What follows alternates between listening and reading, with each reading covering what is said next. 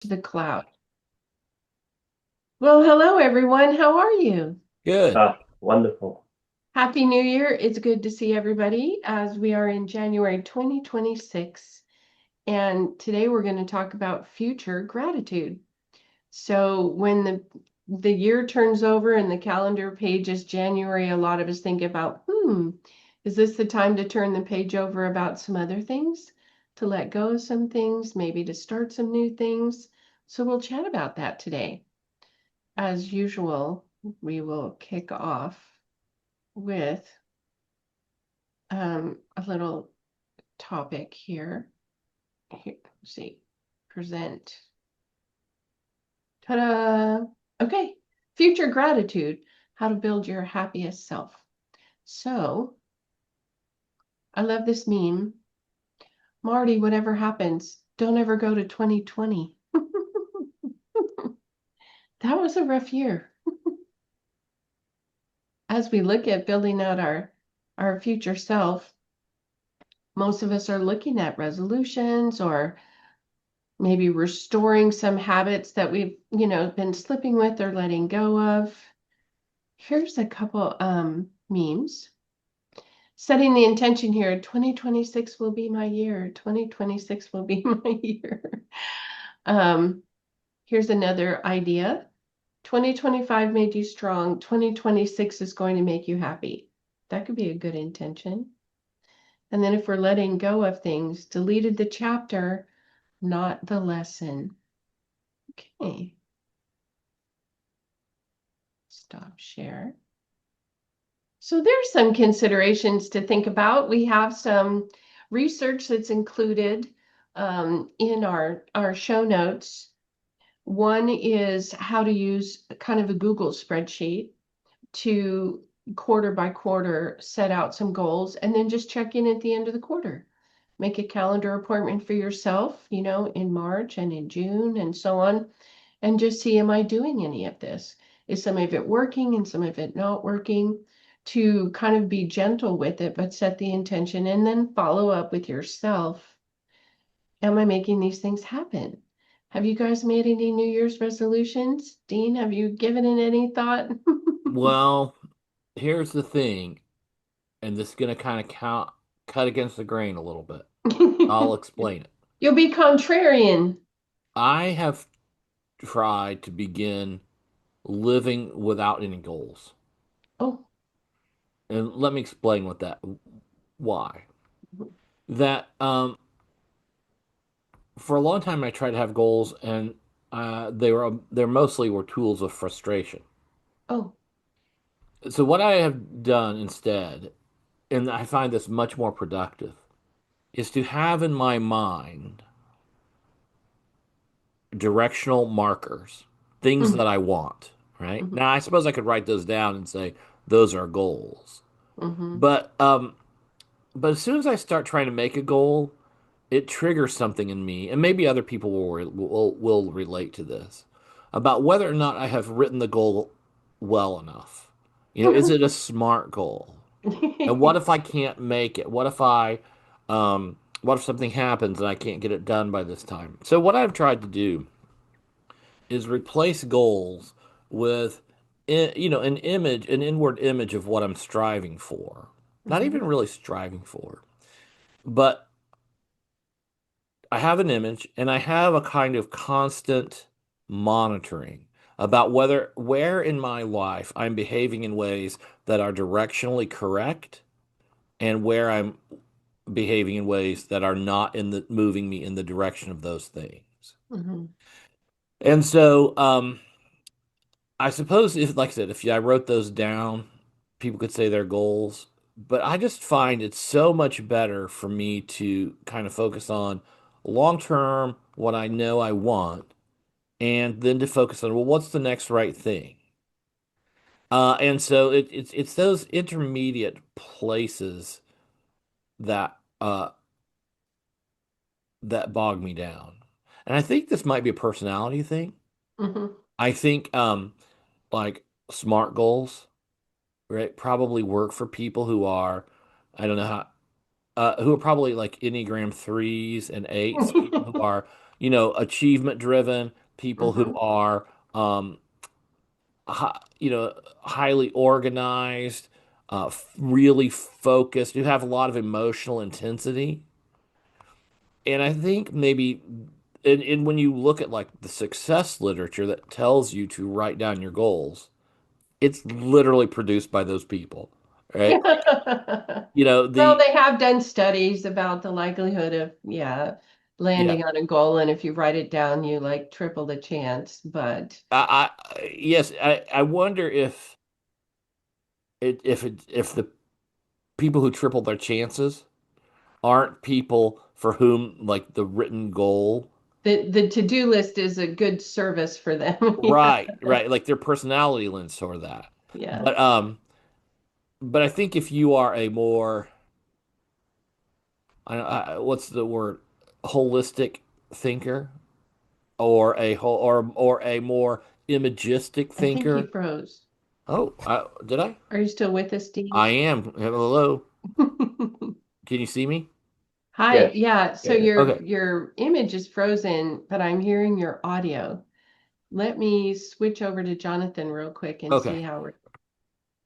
I I Okay, can good. So hear. it sounds like Dean uses more of a compass direction.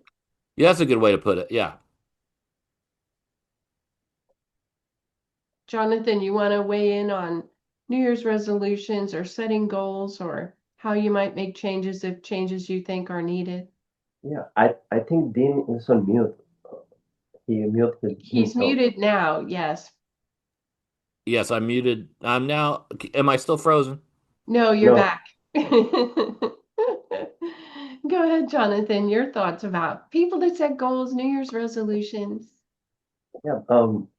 So I am kind of like Dean in that sense of not that well organized when it comes to like writing down everything like to the detail. But I like to approach like when it comes to me. I've noticed something that works wonderfully is like for example. Uh, is the audio okay? Because Yes, um, great. okay, perfect. So Mhm. something that I noticed that works for myself is approaching like it's never too late to make the change. So that, like each day it can be like a New Year's. So you start the day like January 1st already passed. And what I've noticed is that a lot of humans they go, well, I I didn't start on the first, so then I'm gonna wait until like next year. Like I didn't start this thing on the first, so now I have to wait until next year because it didn't happen on the first. Mhm. Something that I've noticed is it's never too late to start whatever like goal you decided to, or like not a goal, but like something that you want to achieve, right? So Mhm. let's say you wake up the next day. It's never too late to to start doing something or to stop doing something that you wanted to. Now the new year, it's a great time because everybody is like a reset for everyone. So obviously it makes it more effortlessly to Mhm. go through the process of like doing something differently. Um, Now when it comes to goals, it is it is better to strive for something that is beyond your capabilities, Mhm. because even if you don't achieve them, you're going to grow, and if you grow, you're going to be better off than the year prior. So it's like a win-win. It might Mhm. be scary, but at the end of the day, it's worth it. So I like to set up, for example, goals that I know that I might not achieve uh, in the year. But Mhm. every year, what I've noticed is it gets me closer and closer. So it's like a quantum jump of like energy. So if you have a goal, just multiply that goal times whatever times it takes until it scares you, and then you can be like, okay, you strive for that. You might not achieve it, that's fine, but I assure it's a guarantee. In the process, you'll be way better off. It might be a little it might be a little scary, but it's definitely worth it. It's always worked for me, so I will definitely recommend to have something in mind, and then multiply that until you like ex- expand your imagination. Use your imaginative skills. So it helps a lot. I appreciate that. I think what you're highlighting, both of you as coaches, is that people orient themselves differently towards the job of designing their lives or what they want more of or what they want less of. I know sometimes I'll work with a client and they'll say something like, "Don't sell me the hopium. Like I've been trying to accomplish this for a couple of years and haven't managed it, so I've given up hope. If you give me hope, then I'm going to let myself down again." Like I quit trying because I've always let myself down in this area, which is why I think it's not possible for me. I think there's a big trend in TikTok and with a lot of women's magazines, women's newsletters, and it's called a 30-day curriculum. And we're rolling that out towards the end of January here at A Life Designed. And it's a way to say, I'm not going to commit for a year to make this change. I'm going to try it for a month and see what I like. What part of it worked for me, what part of it didn't. So it's a kind of a toe in the water commitment to, make this change and see what happens. I'm going to swap out water for soda. I'm going to turn my screens off at 8 p.m. and have no blue light in my eyes and see if it helps me sleep. What are the small changes you don't have to make a monster commitment to, and then let everybody know you missed the mark. You know what I mean? There's no pressure with something that's smaller. And then I think it's really helpful. Maybe we can talk about clients we've worked with or times in the past where we set an intention and achieved a goal. If you learn about yourself, the way that works for you to have a goal. So sometimes goals are, I need a new job. That's a catalyst. I really need this new job. Or, I've come to a place in my relationship where we're going to fish or cut bait, in or out. We're going to end it here and I'm going to go find someone who wants what I want, or we're going to reorient, from this point forward. So outside of a big outside catalyst, I think people learn how to navigate change where they're being conscious and deliberate about the change rather than having change visited upon them. Mhm.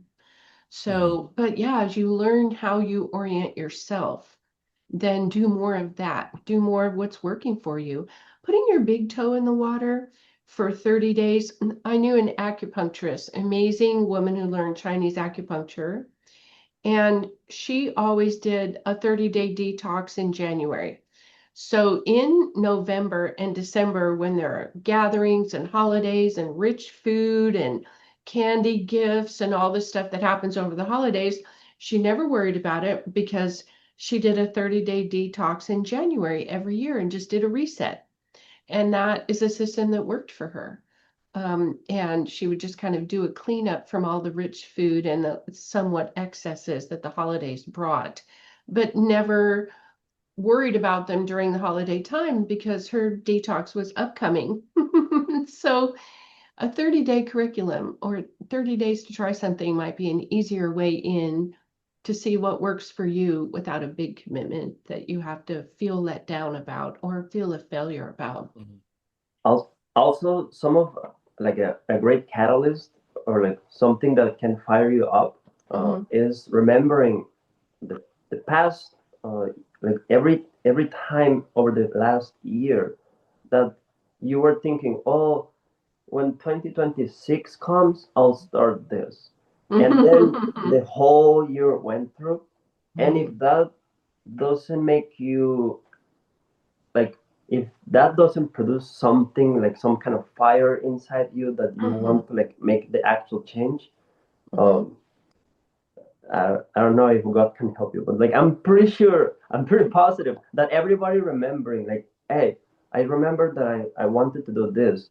and every single day that you didn't, you're you're going to have some kind of like visceral reaction to it, and it's like great. it's a great time. Accumulated regret, Yeah, right? Where it, it's it like, is it is a great time. yeah. Even if you wake up, okay, we are almost like in the middle of January. Hmm. So even if you didn't start on the first, okay, Hmm. if you, let's say you're watching this and you decided that you were going to lose 10 pounds, Hmm. and you'll be having like the same diet than the last year, but you're watching this today, you can start as of today. Just remember that if you don't start, you're going to accumulate 10 extra ones. So it's a great time to, Do I even want if to it's lose like a 20 small. pounds in 2027 or do I want Yes, it's a to? great time to stop doing something, or to not, or like start doing something, or to stop doing something. Especially if you remember every time that you thought that you were going to start the next year, it's a great time to actually take that into like consideration, and just start. It is never too late to not do something or to start doing something. That is the whole point. Um, so it helps a lot to remember every time you were thinking like, oh, I'll start next year. I'm sure we have all done that at some point. So, Oh, sure. but also for experience, I know that even one day that you do something, it can change. Like, who knows? Maybe it's your lucky day and you went out that day and you end up meeting the love of your life because you end up going to the library. Who knows? Hmm. There's no telling what life will deliver for you. And the idea of future gratitude is to, with your intention, put yourself in the imagination of when I lost the 10 pounds or when I decided to join the hiking group. So I was out more and getting exercise in nature, whatever those goals might be. How will I feel when I'm walking through the trees with these people on the hike? How will I feel when my clothes fit better? How will I feel? Imagine that future place where you were successful in the small changes you wanted to make or big changes. And when you put yourself in that place and feel those feelings, that can be the momentum or the inspiration to have you make changes. Dean, I know you're on Twitter, and I saw someone on Twitter. A lot of people are doing, I'm getting sober this year. That's a common goal for people. And this woman had said, I've been sober 10 days or 8 days, but 12-step programs don't work for me. So I think sometimes when we take on a challenge of something we've wanted to accomplish, but we haven't managed to do it yet, we may have tried and failed. We may have a limiting belief that's kind of invisible to us. 12-step programs don't work. So I have to get sober some other way. And there are alternatives to 12-step programs. There are people who quit drinking because they tied themselves to the mast, like Odysseus, and decided they're never going to hear the siren song again of alcohol, and they are able to do it. So different people accomplish things in different ways, but I think if you start from a place of the way everybody else does it doesn't work for me, you're kind of shooting yourself in the foot. So I know as coaches, we say, well, look back at another time where you wanted to get something done. You decided you wanted to move out of the town you lived in and go take a fresh start in a new town. How did you accomplish that big goal? How did you accomplish that for yourself in your own style and your own thinking? How did that happen? Maybe we can replicate that for this other goal. Do you see that are you seeing that on Twitter? People trying to achieve their goals in January? I haven't seen that on Twitter, but that's probably just an algorithmic thing. But I would say it is remarkable how much as a coach I run into people who for whom what works for millions of others just could not possibly work for them, right? And and that's part of the a lot of that is often a resistance to change, right? And so I think that's something people have to be aware of. And I think when I talk about my no goals approach, part of that is it works better for me because it doesn't kickstart my resistance. Yeah. You right? aren't adding the pressure of a arbitrary deadline, circle date on the calendar, have it done by this time.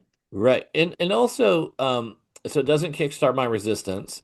I don't feel the need to undermine myself in that way. Mhm. Uh, and and also I don't have to pressure myself to make things happen. And I Mhm. think a lot of people get very frustrated in trying to pursue goals because it's almost inherent in like the goal setting philosophy that once Mhm. you've set a goal, you got to go out and make this happen. Mhm. And what I have found works much better for me is to not think about the how of anything, not to think about how will I do this, but rather to think, well, what presents itself to me right now that Mhm. is directionally correct that I could pursue.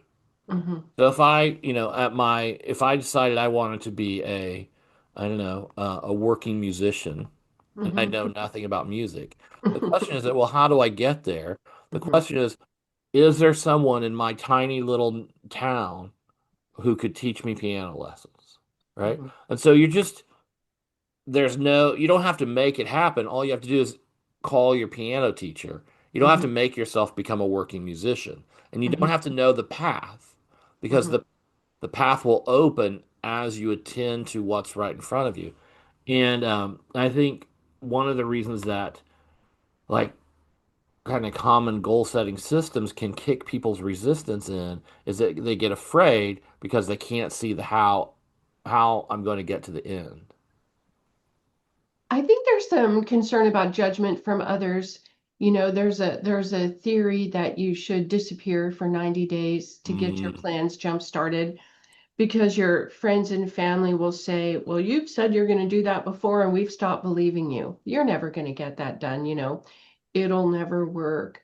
You find that your support system is a critical system, a judgment system rather than a support system. And so you're afraid to make the declaration again and fail again because of the judgment of others.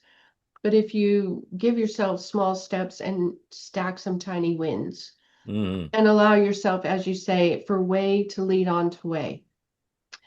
Other people have done this. I'm not trying to land on Mars. I'm trying to quit smoking, or I'm trying to expand my social network. Other people have done this. So I'm not doing something impossible. And so I'm going to take a tiny step here and a tiny step there, and then evaluate at the end of the month. Okay, well, I made a little bit of progress, so maybe this is possible, to kind of take the pressure off and not rely on your support team if they're not supportive. Mind your own business, take some small steps, and know yourself that you're making the progress you can make right now in whatever right. goals or whatever, realignment, even if it's Right. not goals that you've made for yourself. I like your kind of compass approach. I'm going to just keep realigning to the true north of the life I see in my mind's eye that I want for me. And I'll do a little bit in this area, and then I'll do a little bit in this area, and I'll just keep realigning. And people will notice that I'm happier, I'm Mm. more peaceful. I've made some changes, and I don't have to carry my report card with me into my next family gathering about did I check everything off the list this time? It's like I'm Right. going to mind my own business and just make some progress quietly on my own. I Jonathan, think have you found? Oh, please go ahead. I was gonna say I think a good example is especially at this time of year, people going to the gym. Mm-hmm. So lots of people get up and they say, I'm going to go to the gym 5 days a week this year. Mm-hmm. And they go 5 days a week the first week, and then the second week they go four, and eventually they stop, and then they're done. Um, Mm-hmm. the problem with that is that it kind of sets up a structure where any deviation is failure. Mm-hmm. But if you go from going to this gym 0 times a year to in the first month you went 5 times, and in this or you went the first week you go 5 times, the second week you go twice, the third week you go 3 times, you can still look to see I am much more aligned with my goal of being of with my sort of I'm much more aligned with my value of health than I was last month. And Mm-hmm. so I, I think it's just it's a much more kind of organic way of Mhm. being that doesn't set you up for that failure. And I think part of the reason people resist accomplishing their goals too, like you're saying, is that there is a risk of failure inherent in the method. Kind of the social report card that you get from friends that you've, confessed that you have this goal and you're going to try to achieve. And then they say, how's that coming along? And you don't Right. want to necessarily have to admit it. Well, I remember knowing someone who had learned Buddhist meditation. She got sober. She was a therapist. I knew her 20 years ago. And she decided she was going to learn meditation. So she learned Buddhist meditation, and this helped her with her sober journey. She went through a divorce, a lot going on. And she said, fortunately, her meditation teacher told her sometimes the meditations are going to be shitty. Sometimes your mind won't turn off and this judgment, the circling of it's never going to get better. Sometimes the meditation is just not peaceful and enlightening and full of sunbeams and singing birds. Sometimes it's just, I'm still not out of my own way. But you sit down for the 20 minutes anyway. And she said it's made all the difference because I know I'm not doing it wrong. I'm just in this refinement process, like in the forge. And the Yes. more I do it, the better I get at it. Like I've now developed a muscle memory. I sit down after my first cup of coffee, I go into meditation. My body's like, oh, yeah, I know what we're doing. We're going to sit still for 20 minutes. And I know when the 20 minutes is up, my body knows. And most of the meditations are not shitty. But when I have one that is, I know sometimes that happens. It's not failure, it's part of the process. So, Jonathan, do you ever encourage people, especially on something that's kind of hard to measure, like spiritual growth or alignment with faith or peace of mind? How they sort of measure their progress and they think, I must be doing it wrong.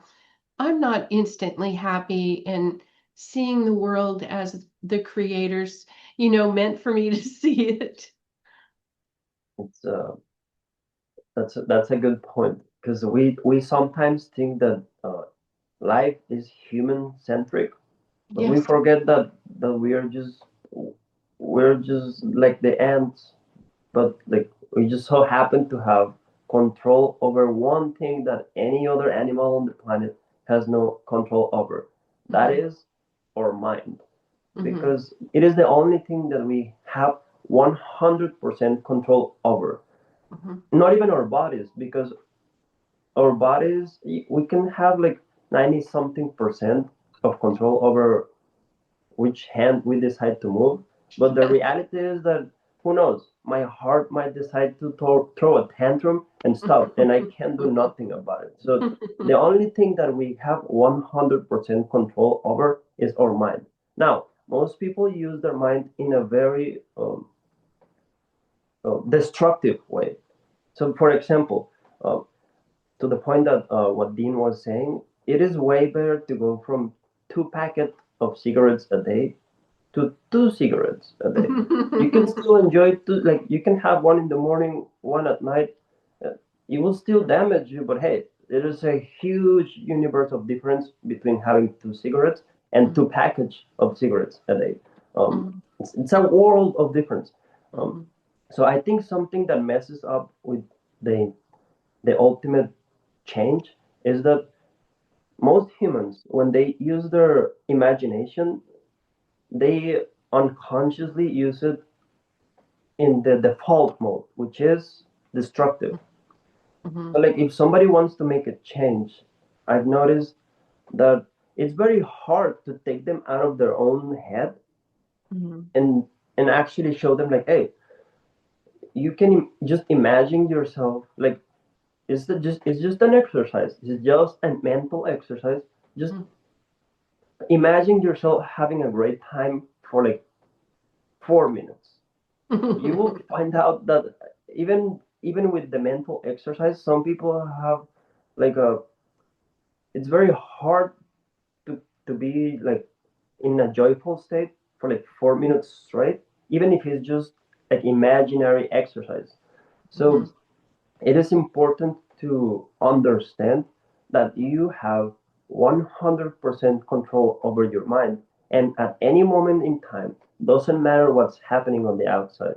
You can still choose. It's a choice. So you can still choose to be the way you want, or like to actually feel the things that you want to feel. Um, so for example, if somebody is imagining to the point of like, that's a very classic one. Cigarette smokers, drinking.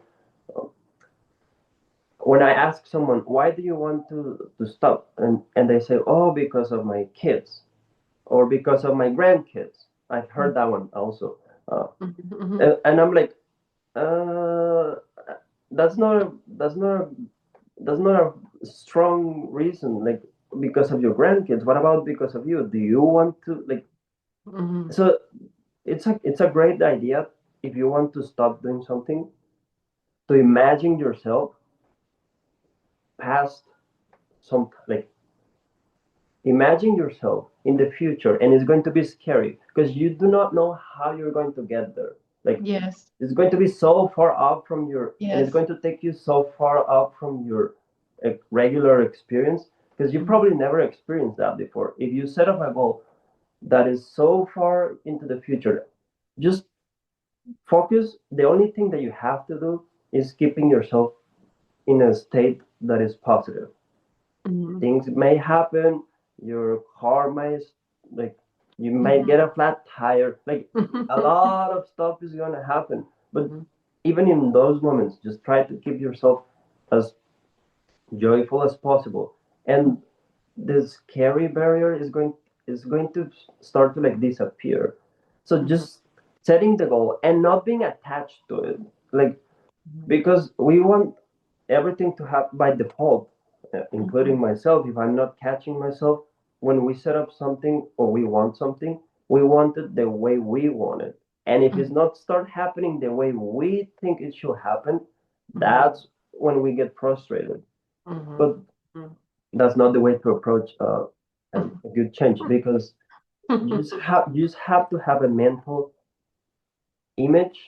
Like use your imagination. We use it all the time. Every time you start imagining something, just catch yourself thinking like, why am I thinking this? Like what I could be if I'm just thinking of something. Why am I not thinking of me being like dot fill the blank? And it is that simple. It's being that's it works. So just don't be attached to the way that you think it should happen. Just let it just keep the mental image as positive as possible and do not be so attached or too rigid to how you think it should happen because then that messes the whole flow. It messes the whole flow of energy. It's really easy to set yourself up for disappointment if you need, life to organize itself by Thursday at 4 o'clock, because that's what you want. Life might say, actually, Friday morning is how that's going to happen. Sorry, you're disappointed about Thursday at 4 o'clock.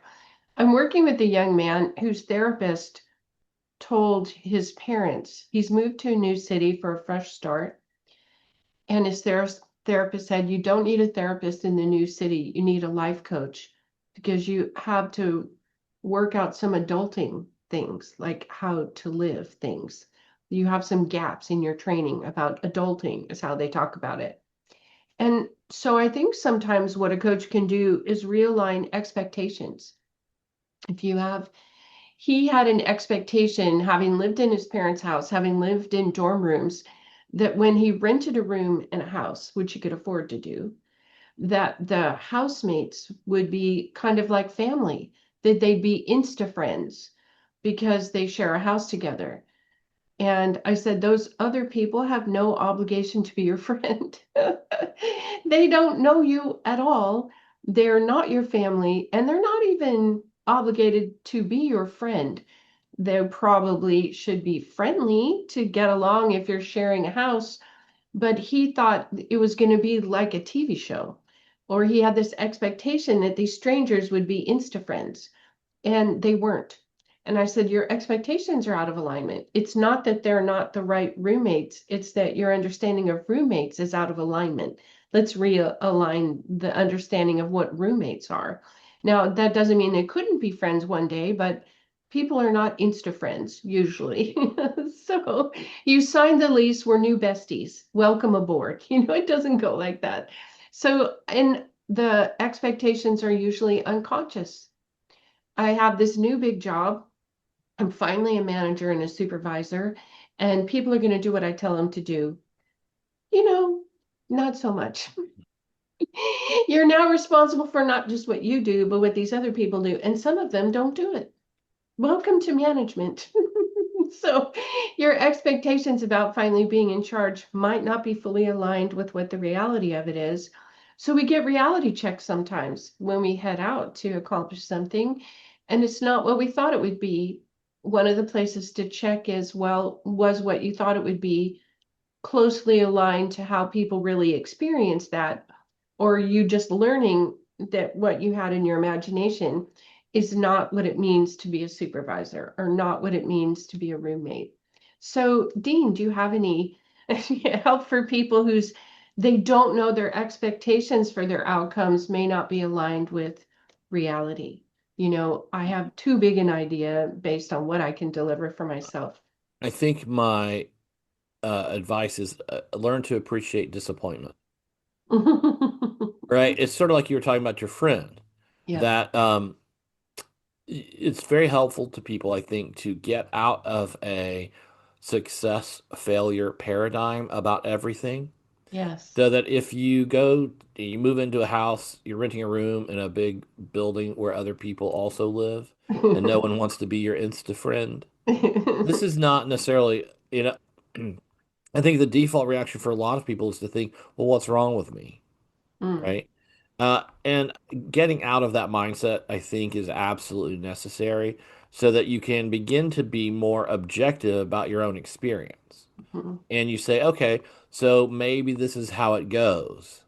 Instead of what's wrong with me, you mm, learn, oh, maybe I came into this kind of thinking it was going to be something that it's not.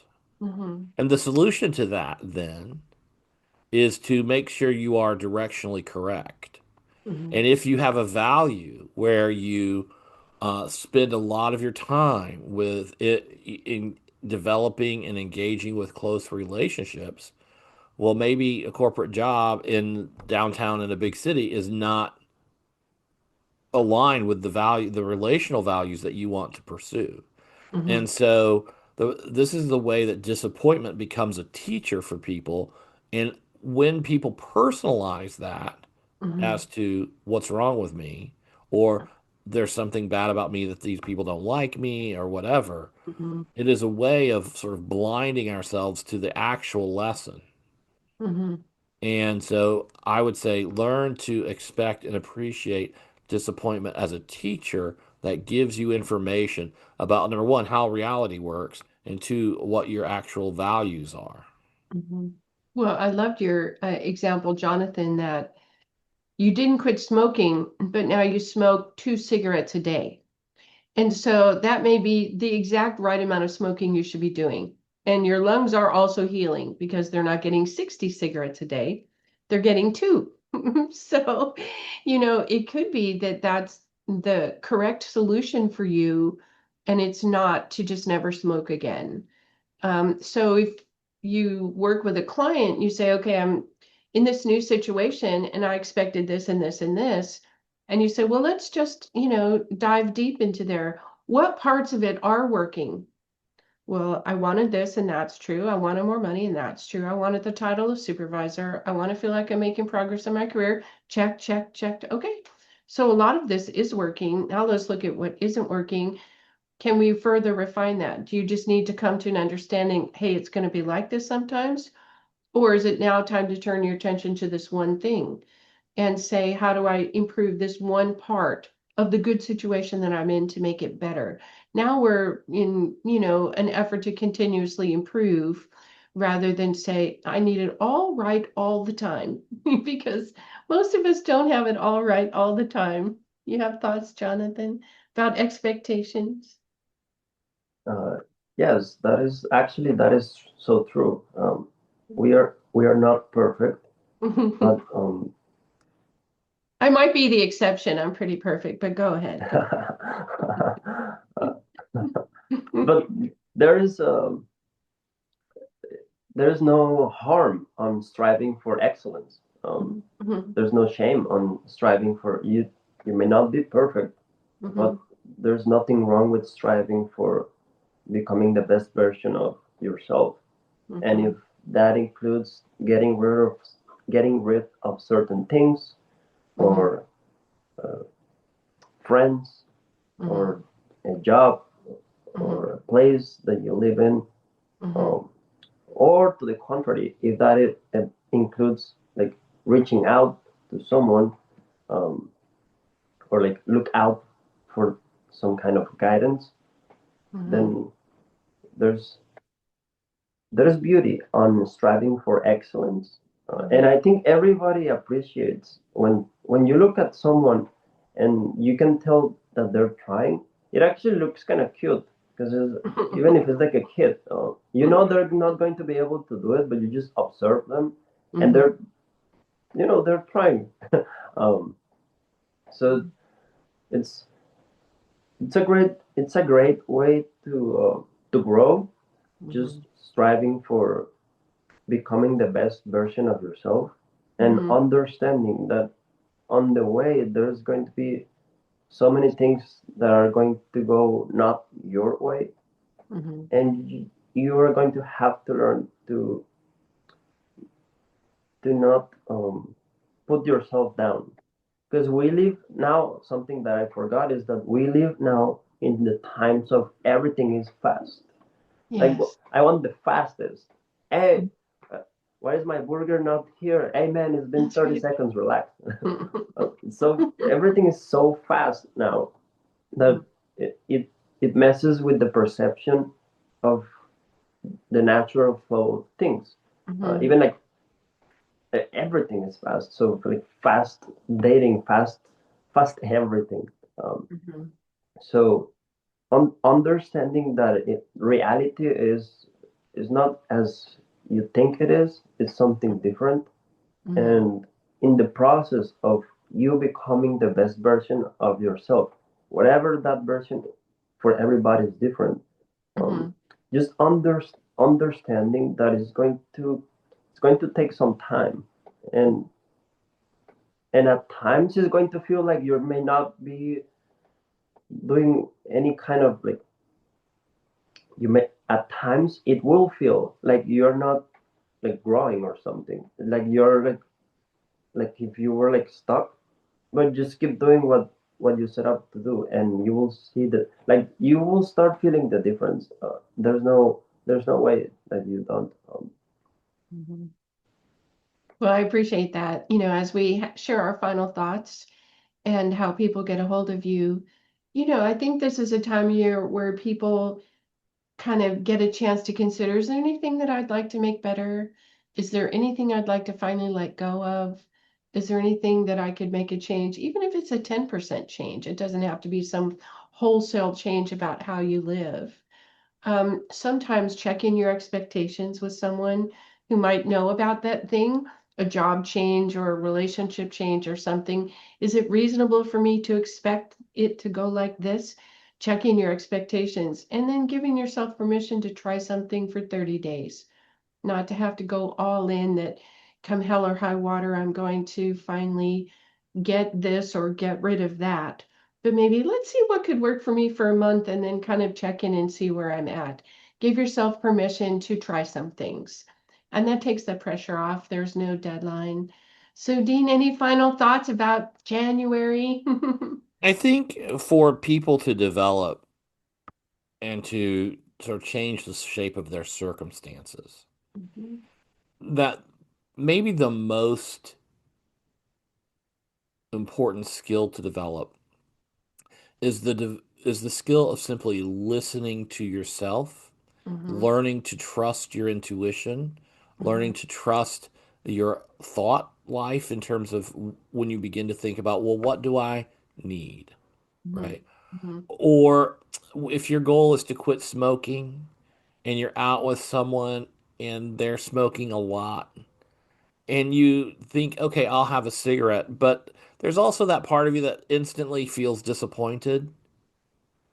I think a lot of changing your circumstances is a learning to listen to that voice where you might normally stuff it down. Hmm. That part of Hmm. it says, no, don't do that.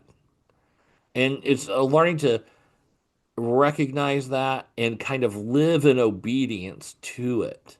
That At one day least, at a time philosophy that people getting sober use. I got through today. I'm gonna try again and get through tomorrow. sure, sure. And just kind of learning to tune in to your inner compass. That's kind of what we were talking about earlier, right? Hmm. There's that part of you that if you are open to it and you're willing to be honest, you will get a sense of what moves you in the right direction and what does not. Hmm. And so often, like we try to say, I want to achieve X by Y, but human beings don't really work like that. Hmm. And so we put a lot of time pressure on ourselves when in fact the only thing that matters is, are you moving in the right direction? And you know that kind of by developing your inward ability to listen to yourself. I think sometimes too, people in your life will say, you seem happier, you seem calmer, you seem like you're getting fit. Once in a while, you'll get, yeah, I've been working on that. You know, just allow yourself to be directionally successful. Right, that's good. Rather, yeah, rather than I'm meeting the metrics that I laid out for myself on the spreadsheet. Right. How do people get a hold of you? And you have Uh, a journal that you should mention for people who okay. want to think about internally what their inner dialogue is. Oh, that's great. Yes, actually, for people who want to get to know their inner compass better, they can find my Know Yourself journal.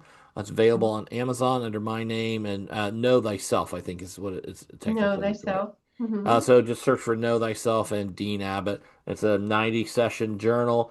Can be Hmm. done in as little or as much time as you want, but it's divided into 90 sessions. So Hmm. if you do one a day, it takes about 3 months Hmm. and helps you to better understand your past, know where you are in the present, and plan your future, and clarify those values that I keep talking about that serve as anchors for your direction. So that's there. Otherwise, people can find me at deanabbott.com, lifedesign.org, backslash, is it backslash? Yeah, forward Dean slash Abbott, Dean or backslash Dean. just backslash Dean, I think. And then on Twitter at Dean Abbott. Very good. Thank you. Okay, so checking your expectations at the door, deciding how you might want to engage in some things to keep or let go of in the new year.